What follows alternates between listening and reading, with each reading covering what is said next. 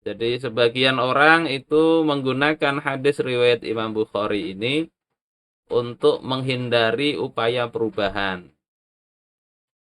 Jadi pertanyaan Hudzaifah bin Al-Yaman, fa illam yakun lahum jama'ah wala imam. Kalau di tengah mereka itu tidak ada jamaah, belum terjadi persatuan kaum muslimin, wala imam dan tidak ada imam. Imam dalam banyak hadis itu maknanya adalah imamul a'zam atau khalifah. Apa yang harus kami lakukan? Maka dijawab oleh Rasulullah, fa'tazil tilkal firqa kullaha. Tinggalkan semua firqah-firqah tersebut. Yang dimaksud firqah itu sebetulnya yang mengacu di sini di dalam hadis lengkapnya, qaumun yahduna bi ghairi hadyi, satu kaum yang mereka menggunakan petunjuk selain petunjukku. Atau du'atun ila abwabi jahannam, para penyeru kepada neraka jahanam. Sehingga yang harus dijauhi itu adalah gerakan organisasi yang tidak menggunakan dan tidak menyeru kepada Islam. Ini poin pertama. Kemudian tema hadis itu tidak cocok untuk dijadikan dalil tentang tidak wajibnya berupaya menegakkan hukum Islam. Sehingga harus uzlah, tidak. Di dalam syarah Sahih Bukhari li Ibni Battal dikatakan wa fihi hujjatun li jama'atil fuqaha fi wujubi lusumil jama'atil muslimin. Di dalam hadis tersebut itu ada alasan hujjah bagi jamaah fuqaha tentang wajibnya untuk menetapi jama'atul muslimin dan tidak menentangnya walaupun dia zalim. Walaupun zalim selama masih memegang Islam. Poin berikutnya yang dijauhi di dalam hadis itu, fa'tazil tilkal firqa, ya, tilkal firq di situ, maka kembalinya ya ke dalam firqah yang ini, qaumun yahduna bi ghairi hadyi. Kaum yang mereka menggunakan petunjuk selain petunjukku. Jadi enggak pakai Islam.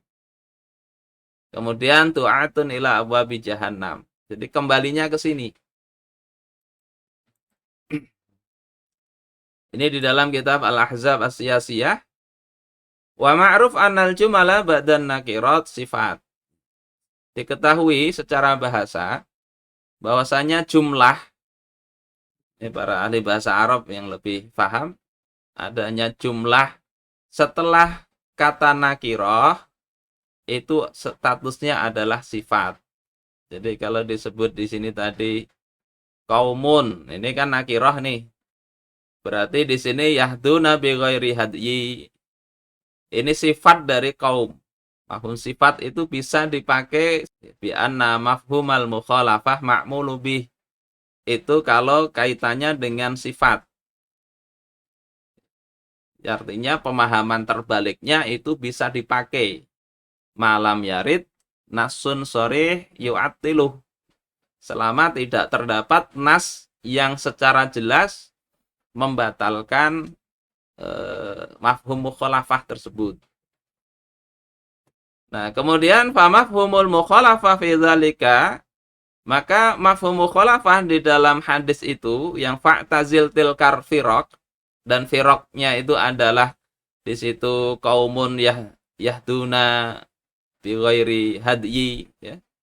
Yang sini tadi kaumun yahduna bi ghairi hadyi, atau dalam riwayat yang lain yastannuna bi ghairi sunnati. Pemahaman terbaliknya, kalau semua gerakan, semua organisasi yang menyeru kepada selain Islam itu harus dijauhi, maka mafhum mukhalafahnya annal firaqal lati tastannu bi sunnatil mustafa wa tahtadi bi hadyihi la tu'tazal.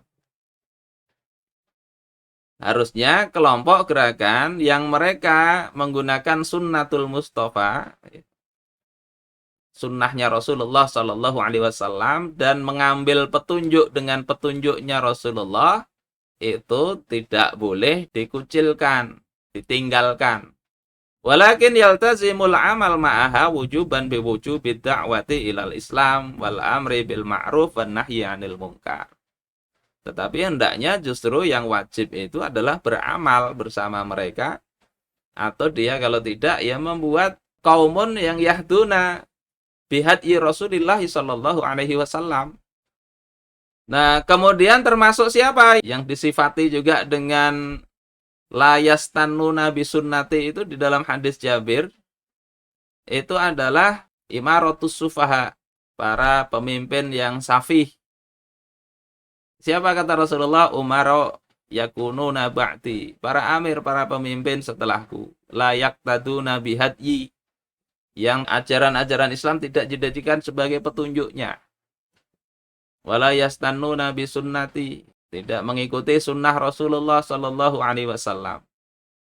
Maka di sini ditegaskan lagi, faman saddaqahum bikadzibihim, siapa yang membenarkan kedustaan mereka, menolong mereka atas kezaliman mereka, faulaika laisu minni walastu minhum. Mereka itu bukan golonganku dan aku bukan bagian dari mereka. Yang harus dijauhi itu ya semua kelompok organisasi yang menyerukan, yang bertentangan dengan Islam. Dan sekali lagi ini bukan dalil untuk tidak berjuang, untuk uzlah saja. Ini di dalam Sahsiyah Islamiyah juz kedua, fahadzal hadis laisa fihi ayu uzrin litarkil qiyami bil amali li iqamati khalifah. Hadis itu bukanlah merupakan keringanan uzur untuk meninggalkan aktivitas untuk mengembalikan tegaknya kembali khilafah. Tidak juga adanya tarkhis. Tidak ada adanya dispensasi untuk itu, enggak ada. Wa innama huwa mahsurun 'alal amri bit tamassuk biddin. Tapi hadis itu maknanya ya hanya sebatas perintah untuk berpegang teguh kepada agama. Dan wa'tizal ad-du'ah, menjauhi semua da'i alladzina ala abwabi jahannam, yang mereka menyeru kepada pintu neraka jahannam. Jauhi itu. Ini kalau diuraikan ya banyak, bagaimana menyeru kepada pintu neraka jahannam. Dai kok begitu? Ya mengajak untuk memusuhi syariat Allah Subhanahu wa taala. Seolah-olah Islam itu enggak baik. Itu ngajak masuk neraka.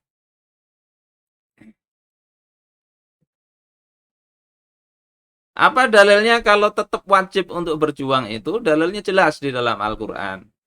Allah Ta'ala katakan, fahkum bainahum bima anzalallah. Putuskanlah perkara di antara mereka. Ayat ini sebetulnya kan turun kepada Rasul untuk memutuskan perkara orang-orang Yahudi yang datang kepada beliau, minta dihukumi oleh Rasul. Maka putuskan wahai Muhammad perkara di antara mereka bima anzalallah, dengan apa yang telah Allah turunkan.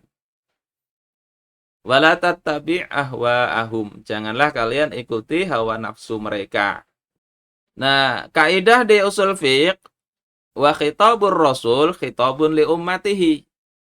Seruan kepada Rasul itu adalah seruan juga kepada umat beliau. Sehingga nggak bisa dengan alasan, oh ini yang disuruh Rasul, bukan kita. Nanti kalau begitu alasannya seperti orang yang tidak mau bayar zakat. Khudz min amwalihim shadaqah. Ambil dari harta mereka zakat. Siapa yang disuruh? Nabi. Sehingga ketika Nabi wafat, Abu Bakar mau ngambil, nggak dikasih. Yang disuruh Nabi kok engkau yang ngambil. Kaidah usulnya, seruan untuk Rasul itu seruan juga untuk umatnya, malam yarid dalilun yukhassisuhu bi. Selama tidak ada dalil bahwasanya seruan itu adalah khusus untuk Rasul saja.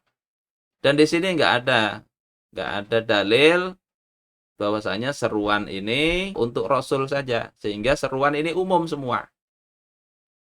Artinya tanggung jawab kita menjaga Al-Quran itu bukan sekedar menjaga makhorijul hurufnya, menjaga sifat-sifat huruf. Sebagaimana kata Ibnu Mas'ud radhiyallahu taala an, ya, laisa hifdzul Quran bihifdzil huruf.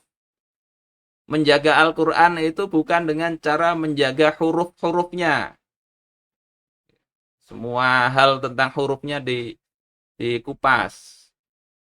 Walakin biiqamati hududihi. Tetapi menjaga Al-Qur'an itu dengan menegakkan hukum-hukum di dalam Al-Qur'an itu. Dan itu kewajiban kita akan dimintai pertanggungjawaban atasnya.